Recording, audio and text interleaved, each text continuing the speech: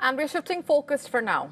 In recent weeks, US President Donald Trump seemed to have softened his stance on India during the Diwali celebration at the White House. Trump announced that a trade deal with India is close to being finalized after his call with Prime Minister Modi.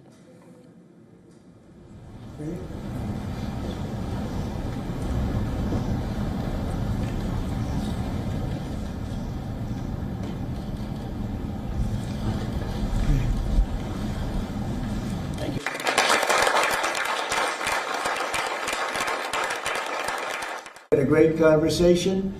We talk about trade, we talk about a lot of things, but mostly the world of trade. He's very interested in that. Donald Trump once again said that Prime Minister Modi had assured him that India would wind down its Russian oil purchases, raising the prospect of a reprieve. In a post on X, Prime Minister Modi acknowledged the call but did not share the contents of the discussion. Listen to this. I spoke to the Prime Minister Modi today, as I mentioned before, and we just have a very good relationship. And he's not going to buy much oil from Russia. He wants to see that war end as much as I do. He wants to see the war end with Russia, Ukraine.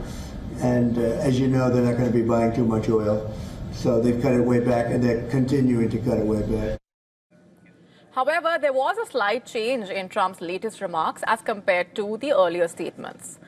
Last week, remember, the US president said he had assurances from Prime Minister Modi that India would stop buying oil from Russia. That's what he claimed.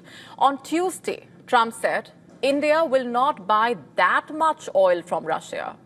So does Trump want India to stop buying Russian oil or just reduce its energy imports? Previously, the US president had also noted that once the war ends, India could go back to buying Russian oil.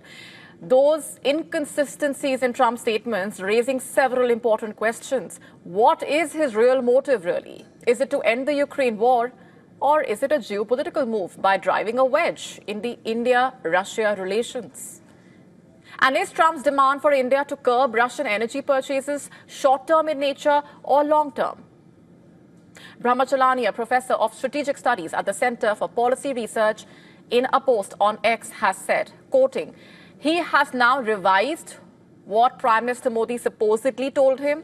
It is not that India will stop buying Russian oil, but that it will not be buying too much of it. Trump, without offering evidence, claims that they have cut it way back, and they are continuing to cut it way back, quote unquote.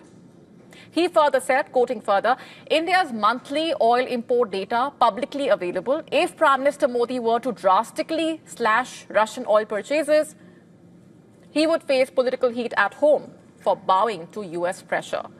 He added, such a move would also undercut India's policy of keeping its oil imports diversified and competitively priced.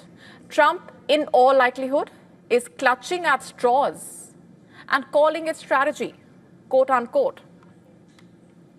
Now, India has stood its ground and diplomatically said the country's choices will be determined with its consumers as the priority. And this brings in another question. Will a trade deal hinge on satisfying Trump's pressure on India to curb Russian oil imports? Still, both sides have said the trade talks are ongoing and moving along at a solid pace. The latest details on the negotiations showing India's willingness to import more non-genetically modified American soya and corn. Previously, remember, India had concerns about importing genetically modified corn and soybeans due to fears of them entering the food chain. While the negotiations are ongoing, potential proposals include allowing genetically modified corn for ethanol production and not direct food consumption.